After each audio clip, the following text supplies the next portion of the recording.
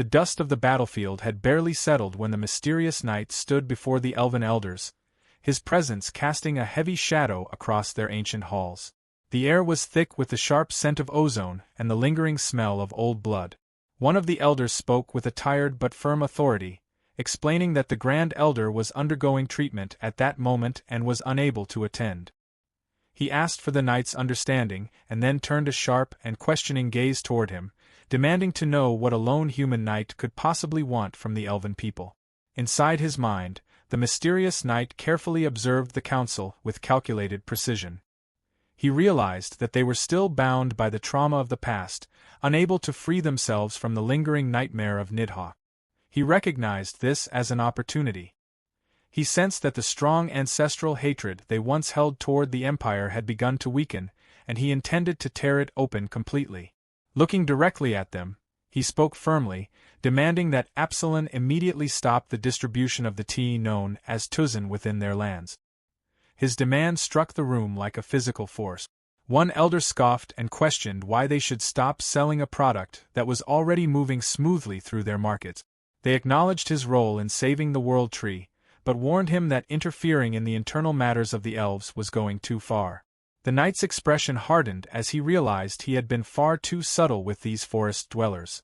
With a cold and serious look, he dropped all pretense and plainly told them to stop spreading their poison throughout the empire. Confusion spread among the elders. They claimed that they did not understand his accusations and asked what a simple tea like Tuzin had to do with poison. The knight leaned forward, lowering his voice to a dangerous tone as he questioned whether they were truly unaware of what those tea leaves represented. He then delivered a grim warning, stating that if Absalon continued to be sold, even their sanctuary, the newly settled forest, would not remain safe from the coming storm. The elders were shaken, their pride wounded. One of them demanded clarification about what he was implying. The knight explained that the empire was currently standing on the edge of collapse, unstable and uncertain. He made it clear that he could see through them and knew that several members of the council planned to use this moment of imperial weakness to settle long-standing blood feuds that had existed for generations. The elder dismissed his words as excessive and declared that although he had saved the world tree, his speech had earned him a death sentence. However, out of mercy they would allow him to leave the forest alive. The knight remained completely unmoved, his determination firm like iron. He warned them not to be misled by appearances, explaining that the empire itself had not weakened, but only the control of the imperial family had diminished. He reminded them that the emperor was gravely ill, a secret that had surely reached even their isolated lands. Because of this power vacuum, the force meant to protect the throne had instead turned into a means of control, binding the ruler and shaking the foundations of the entire realm. His tone grew darker and more serious as he warned that an ancient dragon was waiting at the edges, watching for the perfect moment to strike. He explained that the nobles had grown strong and influential during the long years of peace, and now their ambitions had grown beyond the crown's ability to control them. These lords were already preparing for conflict, searching for any excuse to start a war. In his view, Absalon was the perfect trigger for such destruction. The elders fell into stunned silence. At last, one of them quietly asked who he was. The knight revealed his identity, declaring that he was Augustine, the former Imperial Enforcer commander. His name sent shock through the council, as the enforcers were known as the Emperor's legendary blades, the only force capable of matching the Imperial Guards. Augustine gave one final warning, explaining that the distribution of Absalon was like a double-edged weapon, a deadly poison that would eventually return to destroy the very elves who created it. The scene then shifted as warm golden morning light filled a quiet room. Vlad lay still in bed, his body covered in bandages after the exhausting battle with the dragon. He tried to find rest in sleep, but a constant and irritating noise forced him awake. Sitting up with clear annoyance, he saw Goth hovering over him. Goth looked shocked and wondered how his captain was already awake after such a severe beating. Vlad complained that it was too noisy to sleep. Goth became confused and insisted that the room was completely silent. He began to worry that Vlad might have suffered brain damage or lost his hearing. In panic, he started clapping loudly near Vlad's ear and shouting to check if he could hear anything. Vlad quickly told him to stop. The truth, however, was far more complicated. Vlad was being disturbed by shimmering, ghost-like spirits of the world trees that surrounded him. This was a result of him forcing his way into the deep world. Even with his eyes open, the spirit realm refused to disappear. Frustrated, Vlad told the spirits to leave him alone and allow him some peace.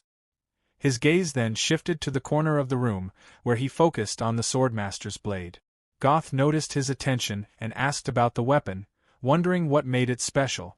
When Vlad casually mentioned that it belonged to the swordmaster, Goth fell silent as he tried to understand. Slowly, realization struck him, and he nervously asked if Vlad meant the swordmaster, who was also the founding king and first emperor of the empire. Vlad sighed and questioned how many times he needed to confirm something so obvious. He told Goth to stop shouting, as his head felt like it was about to burst. As Goth grew nervous at the thought of holding such an important relic, Vlad reflected on the mysterious man who had helped him. This man had been able to see the hidden spirit world and had used the blade of the first emperor as if it were ordinary.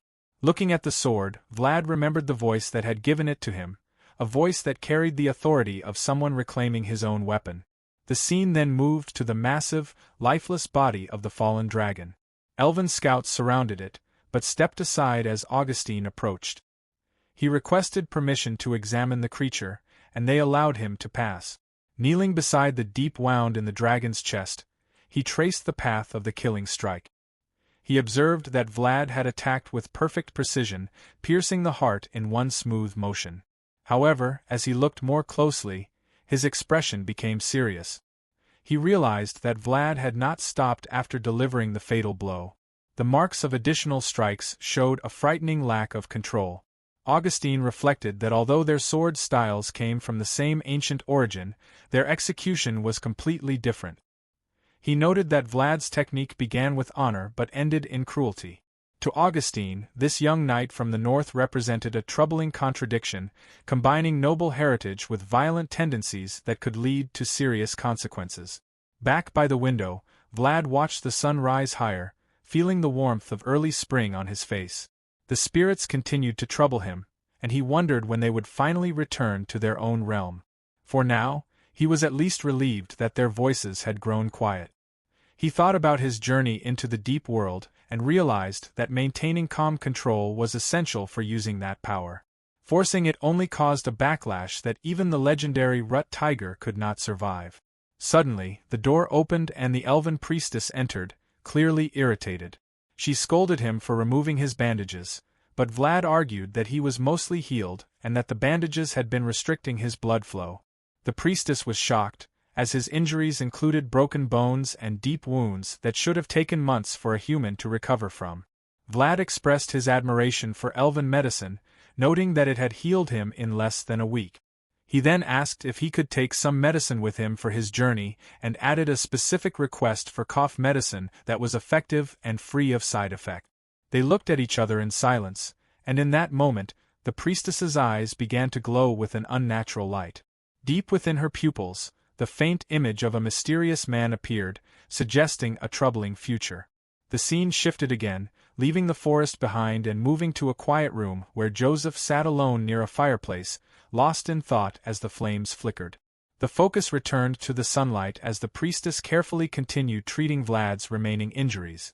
As she worked, Vlad broke the silence and asked her to prepare some special tea for Joseph along with a supply of the elves' well-known medicines.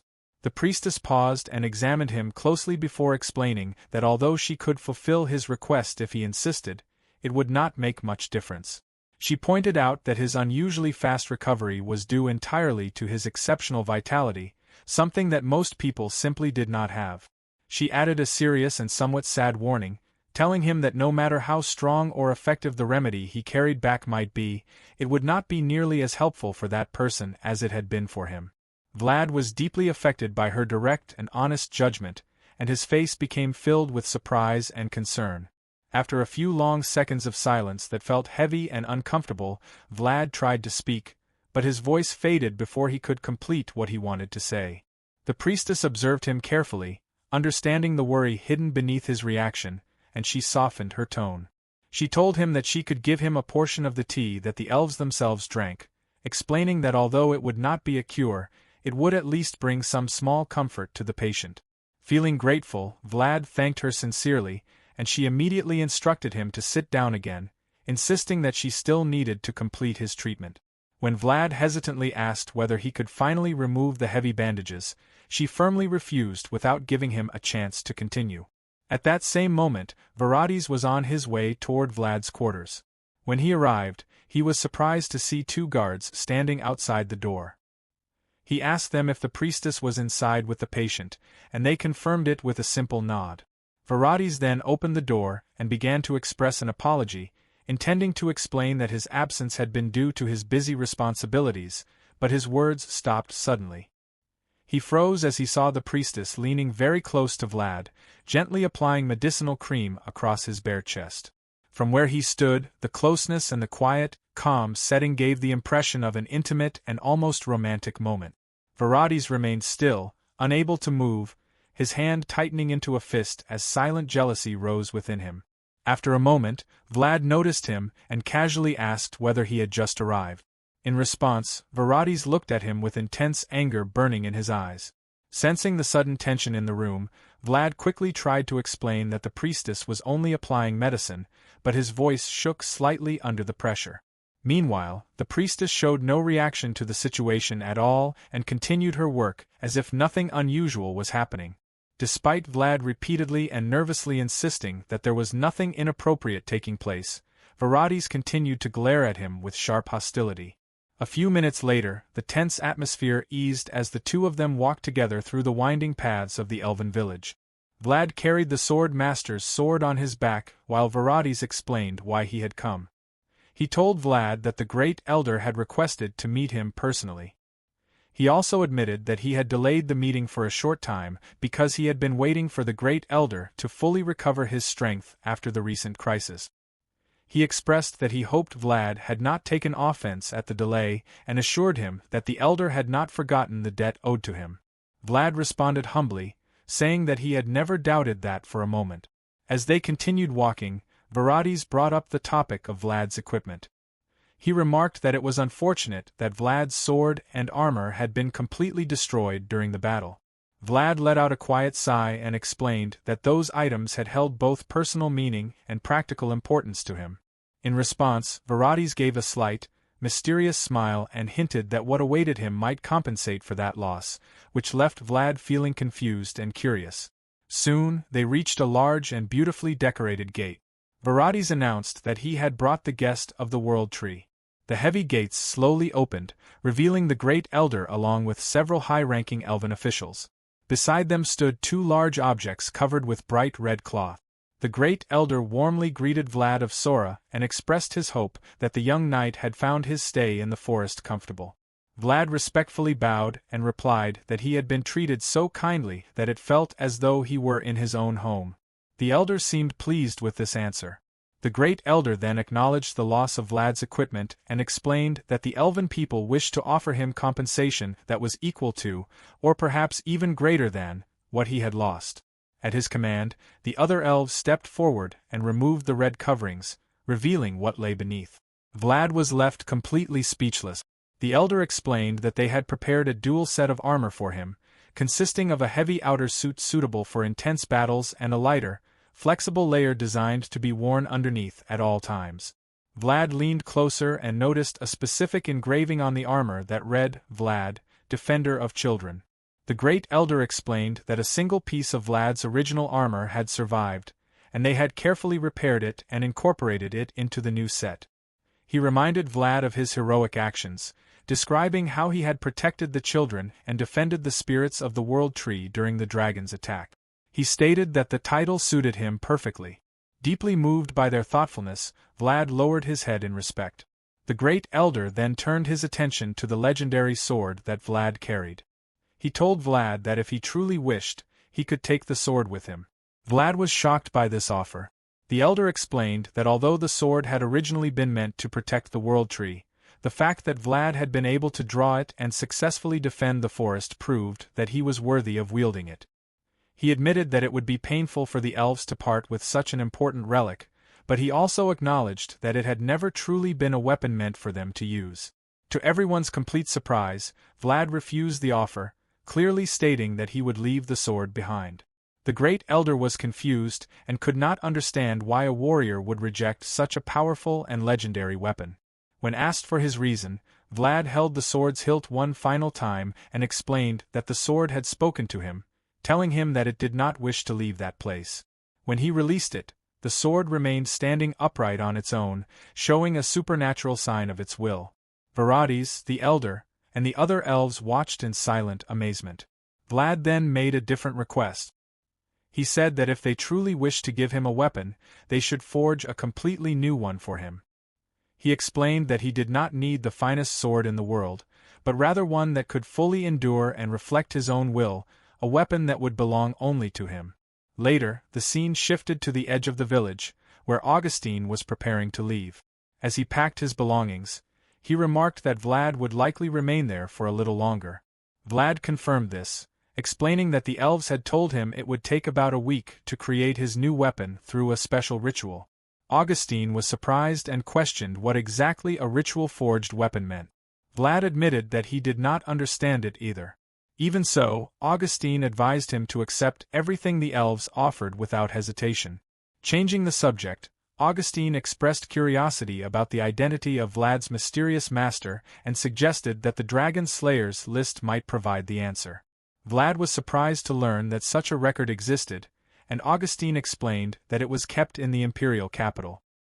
He added that the Dragulia family carefully recorded all information related to dragons, and if Vlad's master had truly been a dragon slayer, his name would be listed there. He also mentioned that although it was officially believed that only the founding king had ever used the imperial sword to slay a dragon, there could have been others whose stories were not officially recorded, hidden figures much like Vlad himself. As he looked at the young knight, Augustine quietly reflected on how dangerous Vlad's situation could become. He thought that even though his own name was not famous, giving Vlad the identity of a former military police commander might help him avoid future political trouble. Without warning, he tossed a coin toward Vlad, who caught it easily. It was a single ducat. Augustine then properly introduced himself, revealing that his full name was Augustine. He told Vlad that if anyone ever recognized his fighting style in the future, he should use that name as protection. Vlad stood silently for a moment before bowing deeply, expressing his gratitude to Master Augustine for the valuable lessons he had received. As Augustine walked away, he reflected that although he had spent his entire life serving as a loyal tool of the empire, it seemed that through this young man, he had finally managed to leave behind a small but meaningful mark on the world.